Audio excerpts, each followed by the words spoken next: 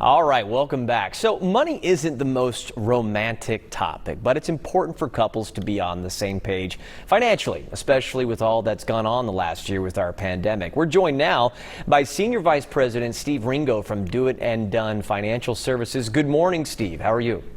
I'm doing well. Good morning to you. Awesome. So what is the top financial deal breaker for Texans right now, would you say?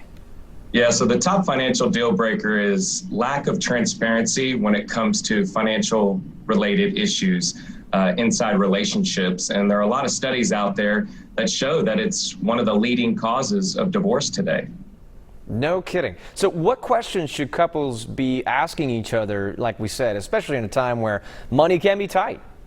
Right. Yeah, we've definitely overcome a lot, that's for sure. The first question that a lot of couples should be asking themselves, especially prior to getting into a relationship, is are you a spender or are you a saver? So learning each other's spending habits is extremely important, because when you do that, you can put a plan in place to alleviate any miscommunication later on down the road. And once you have a plan in place, you want to make sure that you have a budget as well. So if there's any additional funds that are available after the budget, then obviously the person in the relationship that's a spender can utilize some of those funds.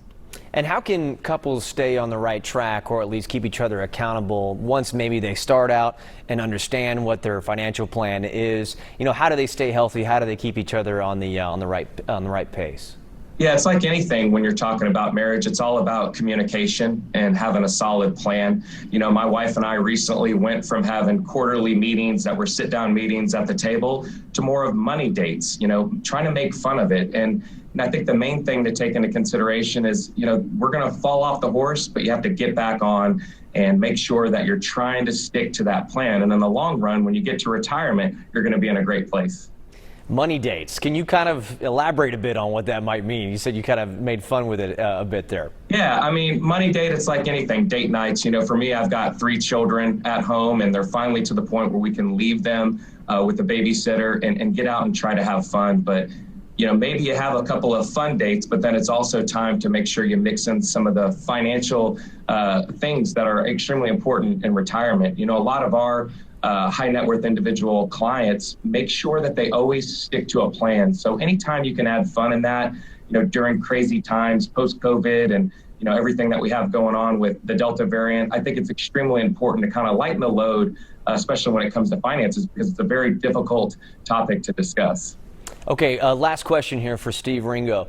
What do you think couples waste the most money on, or what would you tell them to steer clear from? Yeah, so I think it always comes back to debt. Debt is a huge issue when it comes to couples these days. There's so many different opportunities with the amount of money that's being pumped into our financial system with the 0% financing. So I think getting your debt under control, and a lot of times that's vehicles and just special purchases that start stacking on top of each other that really create a significant issue for people and couples in Texas for their financial future. All right, Steve Ringo from Do It and Done, thank you for joining us today. Thank you so much. All right, still to